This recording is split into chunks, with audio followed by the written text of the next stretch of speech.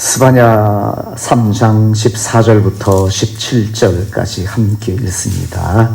14절입니다. 시작. 시온에 따라 노래할지어다. 이스라엘아 기쁘게 부를지어다. 예루살렘 따라 진심으로 기뻐하며 즐거워할지어다. 여호와가 내 형벌을 제하였고 내 원수를 쫓아냈으며 이스라엘 왕 여호와가 내 가운데 계시니 내가 다시는 화를 당할까 두려워하지 아니할 것이라. 그날에 사람이 예루살렘에게 이르기를 두려워하지 말라. 시온아 내 손을 늘어뜨리지 말라. 너의 하나님 여호와가 너희 가운데 계시니 그는 구원을 베풀실 전능자이시라. 그가 너로 말미암아 기쁨을 이기지 못하며 너를 잠잠히 사랑하시며 너로 말미암아 즐거이 부르며 기뻐하시리라 하리라. 아멘. 잠시 기도합니다. 하나님, 오늘도 주님의 귀한 말씀 살펴봅니다. 오늘 이 말씀이 우리에게 힘이 되게 하시고 우리에게 용기가 되게 하시고 우리의 삶이 비록 때로는 어둡고 벅찬 일이 있을지라도 하나님 섬기는 이 믿음으로 인하여 승리하고 이길 수 있다는 용기를 얻을 수 있는 주님의 거룩한 음성이 우리의 마음속에 들려지는 그런 은혜의 시간 되게 하여 주옵소서. 그리고 예배를 마치고 돌아갈 때에 우리의 마음속에 하나님께서 우리와 함께 하시니 내가 기뻐하고 내가 하나님 앞에 감사할 그런 사람이다라는 것 다시 한번 고백하고 예배당을 떠나는 저희들 되게 하여 주옵소서. 감사를 드리오며 예수님 이름으로 기도하옵나이다. 아멘. 16절 말씀 보시면 그날에 사람이 예루살렘에 이르기를 두려워하지 말라. 시온아 내 손을 늘어뜨리지 말라라고 말씀하십니다. 내 손을 늘어뜨리지 말라라는 말씀이 다른 말로 말은 뭐예요? 기죽지 말아라. 네. 기죽지 말아라. 살아가 보면 기운이 빠질 때가 많이 있어요. 가볍게는 비교하면서 우리가 기운을 뺄 때가 있잖아요. 이거 쓸데없는 기운을 빼는 건데 내보다 다른 사람들 비교하면서 내보다 다른 사람들은 더 잘 살고 있는데 라는 생각이 들면 내 마음속에 나는 이게 뭐야 라는 그런 마음이 들면 기운이 살짝 빠지는 그런 경우도 있고요.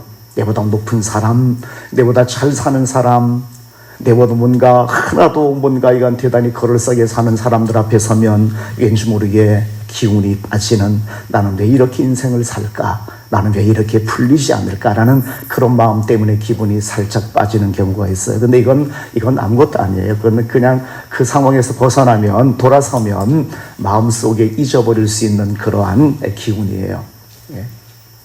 좀 더 심한 경우에 내 삶이 곤고해요. 내 삶이 이런저런 걱정과 근심이 많아요. 그것이 한 달, 두 달도 아니고 1년, 5년, 10년 정도 계속 그런 생활이 이어지다 보면 기운이 빠져요. 의욕이 상실돼요. 힘을 잃어버려요. 기운이 빠진다는 말의 반대가 뭐예요? 기분이 사는 거예요. 생동감이 있고 활기차고 대단히 힘이 넘치는 그런 상황이 기운이 빠진다라는 말의 반대의 의미가 그런 것이잖아요. 그런 우리의 삶에 이런저런 곤고한 일이 막 생겨나게 되어지면 사실 기운이 빠집니다. 기운이 빠지고 힘을 내려고 그래도 내가 힘을 내서 한번 생동감 있게 한번 활기차게 한번 살아보자라고 해도 하루 이틀 또 그렇게 힘내 살다가도 또 3, 4일, 일주일 되면 또다시 똑같은 환경 속에 빠지게 되어지면 힘이 사라지게 되어지는 그런 기운이 빠지게 되어지는 그런 경우도 있어요. 더 심하면 커다란 두려움이 우리 앞에 다가오게 되어지면 내 힘으로 정말 어떻게 할 수 없는 커다란 무서움이, 커다란 두려움이 내 앞에 서게 되어지면 기운이 다 빠져버리는 그런 경우들로 생겨나게 되어지는 것을 우리가 보게 되었습니다. 하여간 이유에 어떻든 간에 제가 오늘 여러분이 살아가면서 비교하는 어떤 그런 상황에서 기운이 좀 빠지는 것까지 더 나가서 여러분의 삶이 곤고해서 힘을 잃어버리던 두려운 엄청난 일이 내 앞에 다가오는 그런 상황이어서 우리가 기운을 잃어버리든 간에 다 포함해서 기운을 잃어버리지 말자라는 그런 말씀을 제가 여러분에게 오늘 드리기 위해서 오늘 이 스바냐서를 여러분에게 좀 소개를 좀 해드리고 한번 말씀의 의미를 찾아볼까 합니다. 스바냐서는 요시야, 아몬의 아들 유다왕 요시야의 시대에 스바냐에게 임한 여호와의 말씀이다라고 그렇게 시작합니다. 요시야 왕 때 기록되어진, 예언되어진 말씀이 이 스바냐서입니다. 요시야 왕이 죽고 난 다음에 한 23년 지나면 유다가 멸망하는 그런 상황이 되어져요. 그런 유다의 말기에 기록되어진 성경이 스바냐서입니다. 요시야 왕이 죽고 난 다음에 한 23년 정도 지나면 유다는 멸망하게 되어집니다. 북쪽에 있었던 이스라엘은 약 100여 년 안팎의 시간 전에 이미 멸망한 그런 상태였고요. 스바냐 선지자가 이 예언의 말씀을 하고 있었던 이후에 한 40여 년 지나면 유다는 멸망하게 되어질 상황이 지금 이 상황이다라고 이해하시면 되겠습니다. 유다가 멸망할 시기가 얼마 안 남았어요. 이 예언의 말씀이 선포되어진 지 한 40년 정도가 지나면 유다는 멸망하게 되었습니다. 그때에 하나님께서 스바냐 선지자를 통해서 유다에게 말씀한 예언의 말씀이 기록되어진 성경이 스바냐서입니다. 그러니까 내용은 다른 예언서하고 비슷해요. 하나님 앞에 유다가 범죄함으로 하나님의 심판을 받을 것이다. 그리고 주변의 이방 민족들도 하나님의 심판을 받을 것이다 라고 말씀하신 다음에 3장에 들어와서는 그러나 모든 사람이 멸망하는 것이 아니라 모든 사람이 심판을 받는 것이 아니라 내가 거기에 남겨둘 사람이 있다라고 말씀하십니다. 모든 사람이 하나님의 심판의 대상이 되어질 것이 아니라 유다의 모든 백성들이 다 깡그리 하나님 앞에 심판을 받을 것이 아니라 내가 거기에서 신실한 사람들을 내가 남겨둘 것이다. 그 신실한 사람들을 가리켜서 구약 성경에서는 남은 자라고 표현합니다. 구약 성경 읽으실 때 남은 자 사상을 우리가 기억해야 되는데 하나님께서 이스라엘 백성들은 심판하십니다. 벌주십니다. 책망하시고 그래서 멸망하는 그런 상황 속에서도 모든 사람을 다 멸망하는 것이 아니라 거기에 소수의 하나님의 사람을 남겨두신 그리고 그 소수의 하나님의 사람을 통해서 다시금 하나님께서 그 백성들에게 은총을 베푸시고요. 하나님의 축복을 주시고 그리고 그 사람을 통해서 다시 한번 하나님의 원대한 뜻을 이루어나가는 그런 사람들이 존재합니다. 그런 그 사람들을 가리켜서 남은 자라고 말해요. 또 다른 표현으로 그릇토기를 남겨둘 것이라고 이야기합니다. 나무를 베면 커다란 나무를 밑둥치를 베게 되어지면 배임을 받지만 심판을 받지만 그러나 아주 죽는 것이 아니라 그 그루터기가 남아있기 때문에 그 그루터기 옆에서 새로운 순이 돋아나게 되어지는 것 여러분 보시잖아요. 이것이 남은 자예요. 그래서 3장 말씀에는 너희들 속에 남은 자가 존재할 것이다. 그 남은 자를 통해서 내가 다시금 너희들을 일으킬 것이며 하나님의 뜻을 이루어 나가는 그런 일을 행할 것이다 라고 말씀하시면서 3장에서 남은 자들에게 소망의 말씀을 주시는 내용의 말씀이 이 3장 말씀 속에 기록이 되어지고 있어요. 이해하시겠죠? 스바냐서의 내용이 그렇게 흘러가고 있어요. 그래서 남은 자에게 지금 이야기하고 있는 거예요. 3장 12절 보시면 그 남은 자의 모습이 어떤 모습이냐면 내가 곤고하고 가난한 백성을 내 가운데 남겨두리니 그들이 여호와의 이름을 의탁하여라고 그렇게 말씀합니다. 이 말씀드리는 그대를 보면 가난하고 뭐 힘들게 어렵게 살아가는 그 백성들을 남겨두겠다라는 그런 말씀으로 이야기 쉬운데 그런 뜻이 아니라 하나님을 진정으로 의탁하고 하나님 앞에 겸손하고 온유하여 하나님 앞에 바로 삶을 살아가는 그 사람들이 소수의 사람이지만 그 사람들이 하나님 앞에서 남은 자가 되어질 것이다라고 그렇게 말씀하십니다. 그리고 그 사람들을 남겨두시겠다고 말씀하시면서 16절에 보시면 이렇게 말씀하십니다. 그날에 사람이 예루살렘에 이르기를 두려워하지 말라 시온아 내 손을 늘어뜨리지 말라라고 그렇게 말씀하십니다. 그 남은 자들에게 지금 너희들이 하나님의 심판의 대상이 되어줄 수밖에 없는 커다란 두려운 일이 너희 앞에 있지만 두렵고 떨리고 그래서 기가 죽을 수밖에 없는 의기소침해서 이 기운이 다 빠져버리는 그런 상황에 너희들이 지금 존재하는 그런 상황이지만 그러나 내 손을 느릿띄지 말라고 이야기합니다. 남은 자들에게. 모든 사람들이 심판받아서 하나님의 심판의 대상이 되어지지만 그러나 그 남은 자들에게 다시 한번 힘을 내서 용기를 가지고 마음속의 즐거움과 감사함으로 하나님을 바라볼 수 있는 사람이 되어지라고 그렇게 말씀하시는 내용이 16절 말씀의 내용이다라고 그렇게 이해를 하시면 되겠습니다. 어느 시대나 이 남은 사람이 있었어요. 그래서 하나님께서는 그 남은 사람을 통해서 다시 한번 하나님의 역사를 이루어 나갔던 것을 보게 되어집니다. 오늘 저희 말씀을 여러분이 드리는 것은 저와 여러분이 오늘 우리 시대에 남은 사람이 되기를 바라는 마음에서, 그리고 남은 사람은 우리가 남은 사람이라면 이 세상이 어두워지고 하나님의 심판이 너무나 이 지구상에 넘쳐나는 그런 위기의 상황일지라도 우리가 진정 남은 사람에 속해 있는 그런 사람이라면 우리는 어떤 마음으로 하나님 앞에서 살아가야 될 것인가에 대한 말씀을 여러분에게 드리기 위해서 제가 이 말씀을 한번 여러분에게 설명을 드렸습니다. 내 손을 늘어뜨리지 말라, 기죽지 말라, 기운 잃어버리고 그래서 기운이 빠진 채로 의기소침해서 위축되어서 그렇게 살아가지 말아라. 다른 말로 말하면 힘을 내라. 생동감 있게 힘을 내고 용기를 내서 활기차게 하나님 앞에 그렇게 씩씩하게 하나님을 섬기며 삶을 살아가라 라고 말씀하시는 내용이 16절 말씀의 내용입니다. 그래서 여러분, 여러분 앞에 이런저런 기운 빠지는 일 있을 겁니다. 기운 빠질 일이 있을 거예요. 어떤 사람은 건강 때문에 건강 생각하면 기운이 빠져버리게 되어지고요. 아니면 내 집안이 편치 못한 어떤 그런 우환 때문에 기운이 빠져버릴 것이고요. 아니면 어떤 사람들은 자녀들을 생각할 때 뭔가 다른 사람과 비교하면서 뭔가 기운이 빠지는 그런 일이 있을 것이고요. 하여간 이런저런 기운 빠질 일 많이 있는 것이 우리의 삶의 현실이잖아요. 그러나 그렇더라도 기운 빠지지 말자. 손을 늘어뜨리고 어깨에 푹 처진 채로 어깨 느린 채로 삶을 살아가지 말자라는 그런 말씀을 여러분에게 한번 드리고, 이것이 바로 남은 자들의 삶의 방식이다라는 사실을 여러분에게 한번 말씀드리고요. 중요하게 우리가 왜 내 손을 늘어뜨리지 않으며 살아가야 되는가라는 것 17절 말씀을 통해서 딱 두 가지만 여러분에게 말씀을 드리고 마치도록 하겠습니다. 17절 보시면 15절도 그래요. 여호와가 내 형벌을 지하였고 내 원수를 쫓아냈으며 이스라엘 왕 여호와가 내 가운데 계시니라는 말씀이 있고요. 17절에도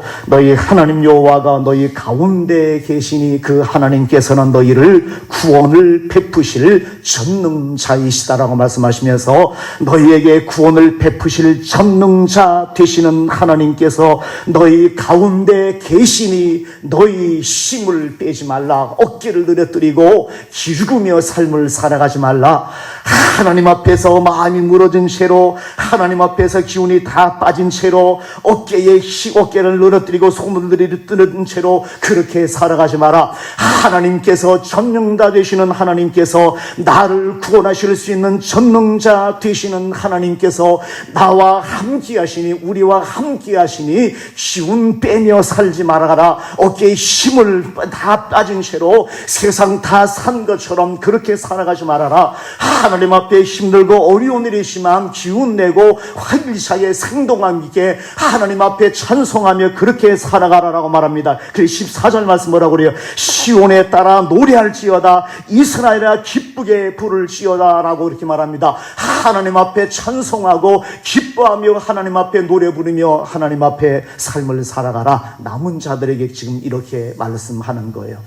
어쩌면은 정직하고 하나님 앞에 바로 살기 위해서 노력하는 사람들이 더 잘못되어 가는 그런 세상, 불공평한 세상이라고 때로는 우리의 마음이 들더라도, 그러나 기억하자. 세상이 이렇더라도 하나님 앞에 내 손을 늘어뜨리지 말고 하나님 앞에 기운이 다 빠진 채로 세상 다 산 것처럼 우리가 살아가지 말고 활기차고 찬송하고 하나님 앞에 노래하며 기쁘게 하나님을 부르며 그렇게 삶을 살아가자. 왜냐하면 전능자 되시는 하나님께서 우리 가운데 계시지 아니하냐라고 이렇게 말씀하고 있는 겁니다. 우리를 구원하실 전능자, 우리를 구원하신 하나님께서 우리와 함께 하시는데, 아무리 세상이 어두워도, 아무리 내 삶의 조건이 안 좋아도 하나님이 나와 함께 하신다면 하나님 앞에 충분히 힘낼 이유가 있지 않겠는가라고 말씀하고 있는 말씀이 17절 말씀이 있어요.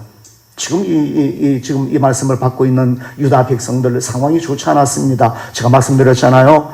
이 말씀이 선포되어지고요. 한 40여 년의 시간이 지나면 이 나라는 멸망한다니까요. 하나님이 심판에 의해서 멸망해요. 그리고 지금 이 시대는 너무나 죄악이 넘쳐났던 그런 상황이에요. 요시야 왕의 아버지가 아몬이라는 사람이었고요. 아몬이라는 사람의 아버지가 므낫세라는 사람이었고요. 므낫세라는 사람의 아버지가 히스기야 왕이었습니다. 히스기야 왕은 대단히 좋았던 사람이었어요. 그런데 히스기야 왕 아들이 므낫세라는 사람인데 55년간을 통치했어요. 엄청나게 오랫동안 통치했어요. 하나님 앞에 잘못된 모습으로 신앙적으로 타락을 가져왔던 므낫세라는 사람이 왕이 55년간을 통치를 했어요.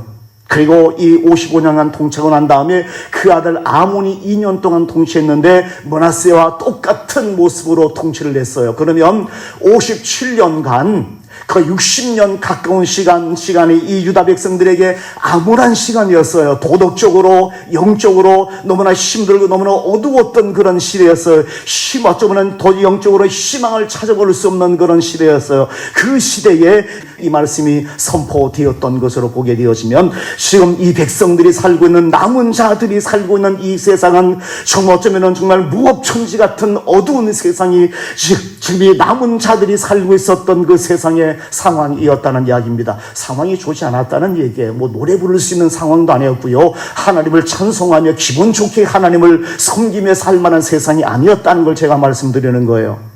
아버지 히스기야가 정말 좋은 왕이었는데 아버지가 좋게 했었던 그 모든 것들을 아들이었던 므낫세가 깡그리 다 그냥 허물어 버립니다. 그리고 우상을 들어오기 시작하고요, 이방신들을 섬기기 시작하고요, 그리고 그 아들도 마찬가지고요. 60년 가까운 시간에 유다 나라의 그 모습이, 영적인 모습이, 도덕적인 모습이 이런 상황이었다면 얼마나 그 남은 자들이 힘들게 삶을 살았겠는가라는 겁니다. 그리고 끝내는 하나님께서 스바냐를 통해서 그 나라에 대한 심판을 경고하십니다.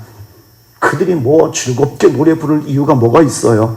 아무것도 없었던 그런 상황인데 하나님께서 스바냐를 통해서, 아니야, 너희들 다시 한번, 이 상황이 힘들지만 다시 한번 하나님 앞에 힘을 내, 어깨 늘어뜨리지 말고, 손 늘어뜨리지 말고, 하나님 앞에 전능자이시는 하나님이 우리와 함께 계시니까 힘을 내라고 그렇게 말씀하시는 겁니다. 힘을 내십시오.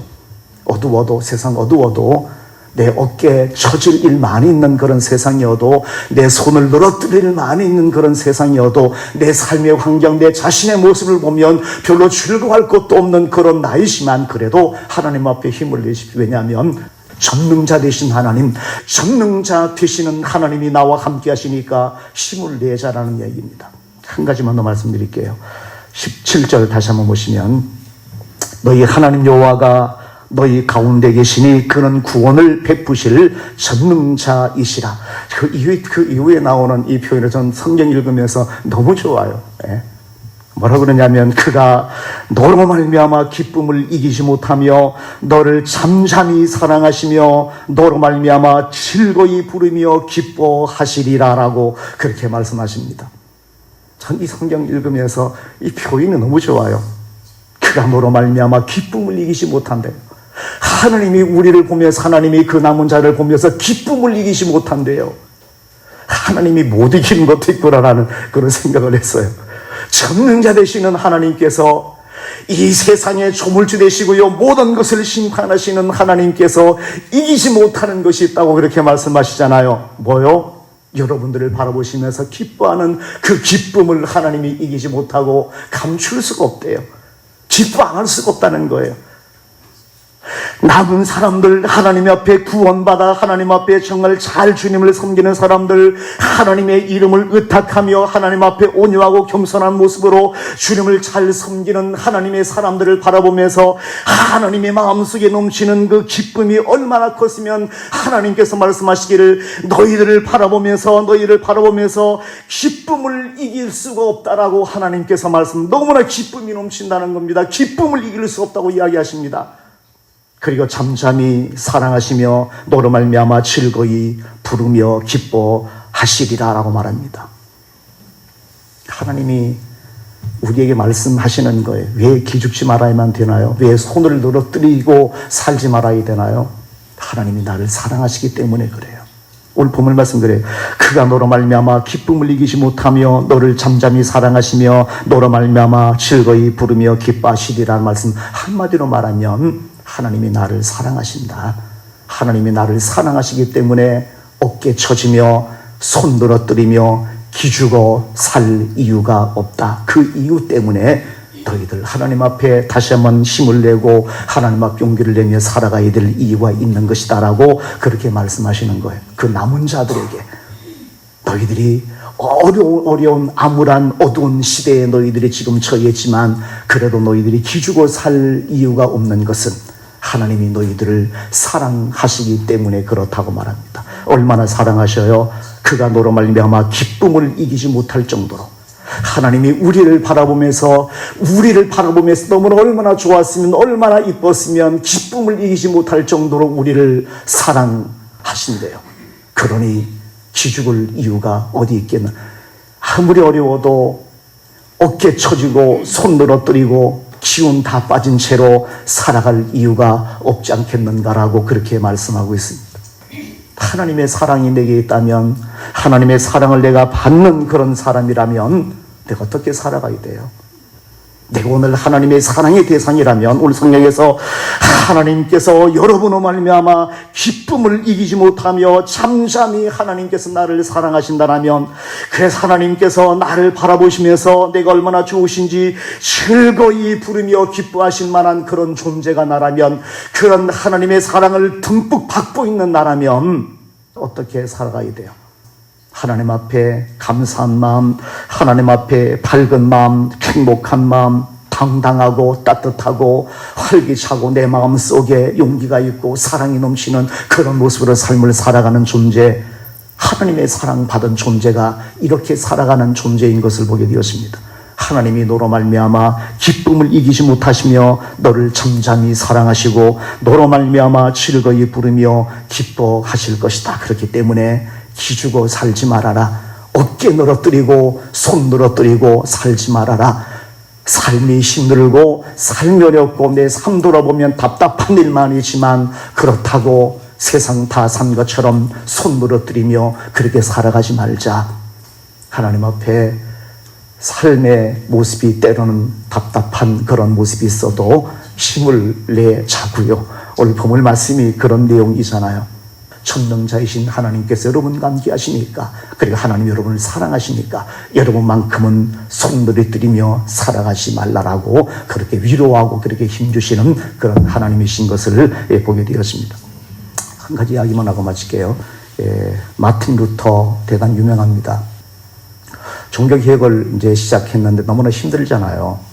너무나 커다란 가톨릭의 벽이 너무나 커다란 그런 벽이었어요. 그래서 도저히 내 힘으로 이 종교개혁을 일으킬 만한 그런 가능성이 없다라는 그런 마음 때문에 식음을 전폐하고 너무나 속상하고 너무나 기운이 빠져서 마틴 루터가 집에 돌아와서 그냥 들어 누워버렸어요. 너무나 커다란 벽을 느꼈어요. 그 실망하고 좌절해서 기운이 다 빠져버렸어요.